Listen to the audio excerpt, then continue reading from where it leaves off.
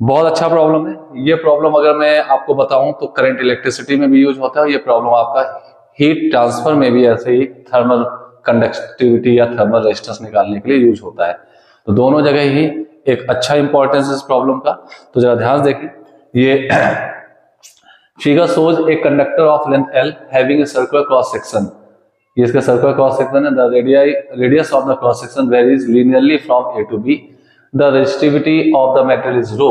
Assuming that B minus A is very less than L, then find the resistance of the conductor। इस conductor का आपको resistance निकालना है। तो बहुत ही इंपॉर्टेंट प्रॉब्लम में से एक है। चलिए स्टार्ट करते हैं। तो हमारे पास ये एक प्रॉब्लम दी हुई है, चलिए बना लेते हैं। क्वेश्चन नंबर 10 से शुरुआत करते हैं। Question number 10, question number 10।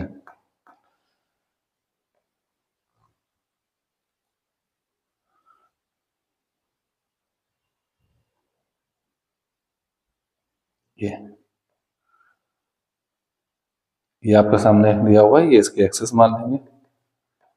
This one is axis और यहां पे रेडियस जैसे बी दी हुई है। This one is A, this one is B.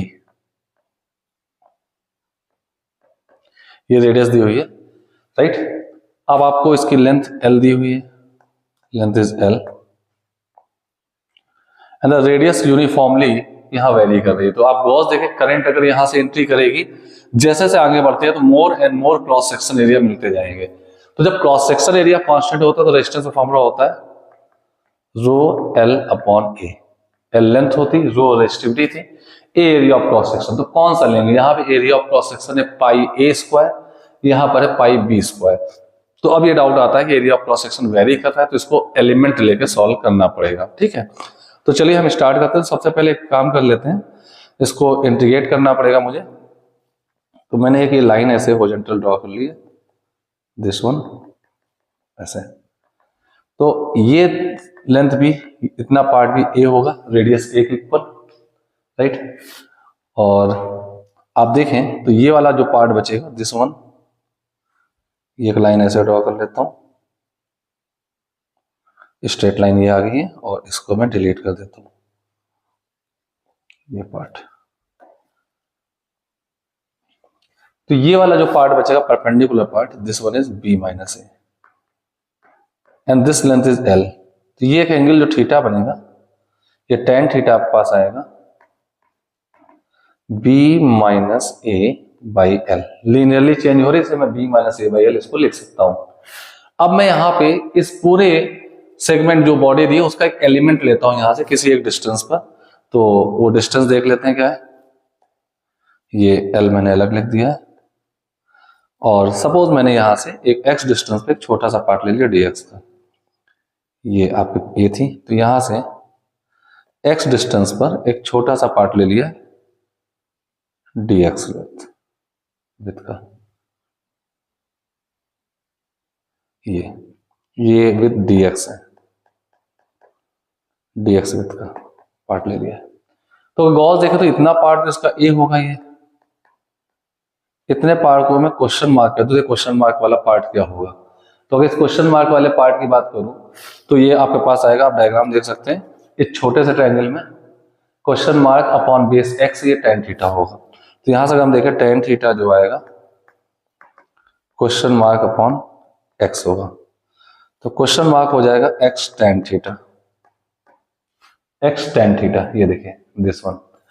अब question mark x tan theta आ गया, इट मींस क्वेश्चन मार्क की वैल्यू आ जाएगी x tan theta. tan theta पास हुआ है b minus A upon l, b minus a by l है, ये क्वेश्चन मार्क की वैल्यू आ जाएगी। तो अगर मैं देखूं, अगर इस पूरे रॉड को अगर मैं कट करता जाऊं तो लगातार क्रॉस सेक्शन एरिया बढ़ता जा रहा है, ठीक है, रेडियस बढ़ती जा रही है। तो यहां पर total radius of this element क्या होगी, तो इस एलिमेंट की जो टोटल रेडियस होगी यहां पर वो मैं आपको दिखा रहा हूं। This is the radius small R, ये इसकी रेडियस होगी जो कि a प्लस क्वेश्चन मार्क होगा। तो अगर मैं यहां पर देखूं, इसकी रेडियस जो आएगी, रेडियस होगी a प्लस क्वेश्चन मार्क। अब a प्लस क्वेश्चन मार्क होगा x इंटू बी माइनस ए अपॉन एल। तो ये आपके पास हो जाएगा A L plus X into B minus A upon whole upon L. ये रेडियस आ चुकी इस जगह की। तो अगर मैं इस पूरे एलिमेंट को, ये dx में ऊपर लिख देता हूं, दिस वन dx, इस पूरे एलिमेंट को एक्सटेंड कर दूं अगर मैं, ध्यान देखिएगा ये पूरा एलिमेंट एक्सटेंडेड हो गया यहाँ पे, तो यहाँ नीचे भी रेडियस इसकी वही होगी, दिस वन r। अब ये पूरा एलिमेंट हो गया। इस एलिमेंट में करंट ऐसे फ्लो हो रही है, दिस वन। तो करंट यहां से लेकर के इस पॉइंट तक जाएगी, यहां से लेकर के यहां तक करंट फ्लो होगी। तो ये जो डिस्टेंस ट्रेवल की वो dx हो जाएगा, वो l की जगह आएगा, और एरिया ऑफ क्रॉस सेक्शन होगा पाई आर स्क्वायर। तो इतने स्मॉल पार्ट का एक स्मॉल रेजिस्टेंस आएगा। तो resistance of element, resistance of element dr, small resistance लिए dr, ये क्या होगा, रेजिस्टेंस ऑफ एलिमेंट जो होगा dr होगा, सेम कॉन्सेप्ट में जो फॉर्मूला लिखा है रो एल बाई ए। तो रो एल मतलब dx अपॉन ए हो जाएगा पाई स्मॉल आर स्क्वायर, क्योंकि यहाँ पे जो एलिमेंट डिस्क जो बनेगी उसका रेडियस r होगा, और ये r मैं निकाल चुका हूं, ये लिखा हुआ है दिस वन। ठीक है, तो ये आपके पास स्मॉल रेजिस्टेंस आ जाओ। तो पहले हम यहाँ वैल्यू पुट करते हैं, रो dx अपॉन, ये आपके पास रेडियस है तो मैं इसका स्क्वायर कर देता हूं, तो आपके पास आएगा A L plus B minus x, b minus A into x है, sorry for that, b minus A into x whole square upon l square आएगा, वो ऊपर पहुंच जाएगा, जो अपॉन एल स्क्वायर है यहाँ पे अपॉन में आएगा, वो ऊपर पहुंच जाएगा। तो ये dr हो चुका है। अब इसके आगे कैलकुलेशन इन्वॉल्व होता है। ठीक है, तो dr की वैल्यू आपके पास आ जाएगी rho L square into 1 upon A L plus B minus A into x whole square into D x.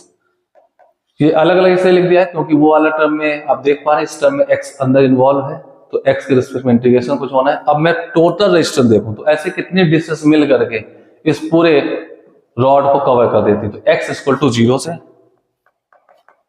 x equal to l तक ये सारी लिमिट लगा दें तो आपको पूरा रेजिस्टेंस कवर हो जाएगा। तो मैं यहाँ पे इसको इंटीग्रेट कर देता हूँ नेट रेजिस्टेंस निकालने के लिए,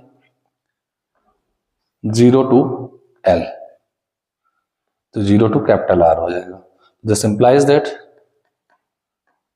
कैपिटल R आपके पास क्या आएगा, कैपिटल R, कैपिटल R हो जाएगा रो एल स्क्वायर कांस्टेंट है, बाहर आ गया। ठीक है, अब ये इस पूरे टर्म को मैं ऊपर ले जाता हूं, देखिएगा, तो इंटीग्रेशन स्टेप में आपके पास आएगा A L plus B minus A into x whole power -2 into D X, limit 0 to l, rho L square. अब इस पूरे को x जैसा टर्म मान लेते, x पावर -2, तो x पावर -2 का मतलब हो गया x पावर n का इंटीग्रेशन होता है x power n plus 1 upon n plus 1। तो ये आप देखेंगे इसको x जैसा माना है तो इसकी पावर n प्लस 1, तो -2 प्लस 1, तो यार इसकी पावर -1 होगी, -1 हो तो ये अपॉन में आ जाएगा, ये आएगा 1 upon A L plus B minus A into X, ये अपॉन में आ जाएगा। लेकिन अपॉन n प्लस 1, तो n प्लस 1 का तो -2 प्लस 1, तो एक माइनस आएगा, तो एक माइनस भी नीचे मल्टीप्लाई में लिख दिया जाएगा। और ये पूरा x नहीं तो इसका डिफरेंशिएट करके डिवाइड भी करना है, तो इसका डिफरेंशिएशन 0 हो जाएगा, x का x के रिस्पेक्ट में 1 हो जाएगा, तो b माइनस ए का एक और डिवाइड आएगा, तो 1 अपॉन b माइनस ए। और इसमें लिमिट जो लगेगी वो लिमिट होगी 0 टू l। ठीक है, अब अगर ये मैं माइनस अंदर कंज्यूम करूं तो ये लिमिट l से 0 हो जाएगी। ठीक है, तो आपके पास वैल्यू आ जाएगी रो एल स्क्वायर, ये rho L square upon B minus a कर दिया है, बी माइनस ए कर दिया है, और ब्रैकेट में 1 upon A L plus B minus A into X, limit मैंने कर दी l टू 0। l टू 0 क्यों कर दी लिमिट, l से 0 क्योंकि माइनस मैंने यहाँ पे कंज्यूम कर दिया, लिमिट बदल जाएगी, तो l से 0। तो आपके पास वैल्यू आ जाएगी r इसको to rho L square upon B minus A, bracket में एक बार x के प्लेस में 0 कर दीजिए, तो आपके पास आएगा 1 अपॉन ए एल माइनस, एक बार l के प्लेस x प्लेस में l कर दीजिए, तो 1 अपॉन ए एल प्लस, और जब यहां हम एल रखेंगे तो b l minus a l हो जाएगा, तो plus b l minus a l हो जाएगा। अभी ए एल कैंसिल आउट हो गया, rho L square upon B minus a, 1 upon A l minus 1 upon b L,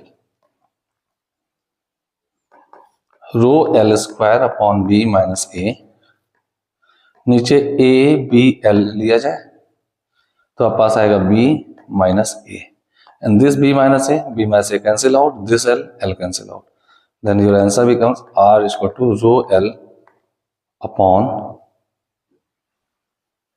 A B. एक mistake हो चुकी है, आपने ध्यान नहीं दिया, मैंने भी ध्यान नहीं दिया। मिस्टेक ये है कि यहाँ पे पाई होना चाहिए, ये देखिए पाई है तो पाई आर स्क्वायर, पाई हर जगह छूट चुका है तो मैं पाई को लगा देता हूं, पाई पाई पाई पाई बी माइनस ए के साथ पाई, यहां भी पाई हो जाएगा, this one is pi and this one is pi, तो rho L upon pi A b is your answer. बहुत इंपॉर्टेंट प्रॉब्लम है, इस चीज को ध्यान रखिएगा, तो ये आपका पास आंसर आ जाता है। ऐसे ही अगर आपको हीट में दिया होता है, इसके थर्मल कंडक्टिविटी या दी होती, अगर इसके हीट में ये थर्मल कंडक्टिविटी होती तो मैं यहां लिख दे रहा हूं हीट टॉपिक होता, अगर इसकी थर्मल कंडक्टिविटी के दी होती, इसका रेजिस्टेंस जो आता, जैसे आप यहां फॉर्मेट देख रहे हैं रो एल अपॉन पाई ए बी, रो रेजिस्टिविटी है तो कंडक्टिविटी उसका उल्टा होता है, ठीक है, तो एल अपॉन के पाई ए बी आंसर बन जाता है आपका हीट के केस में, एल अपॉन के पाई ए बी, क्योंकि यहाँ कंडक्टिविटी आपको इस प्रॉब्लम में रेजिस्टिविटी दी हुई थी, तो ध्यान दीजिए ये एक आंसर हो जाएगा हीट में ये क्वेश्चन दिया होता तो, ठीक है। R equal to rho L था, रो जगह 1/k कर दिया, एल अपॉन के पाई ए बी, ये आपका आंसर हो जाता। चलिए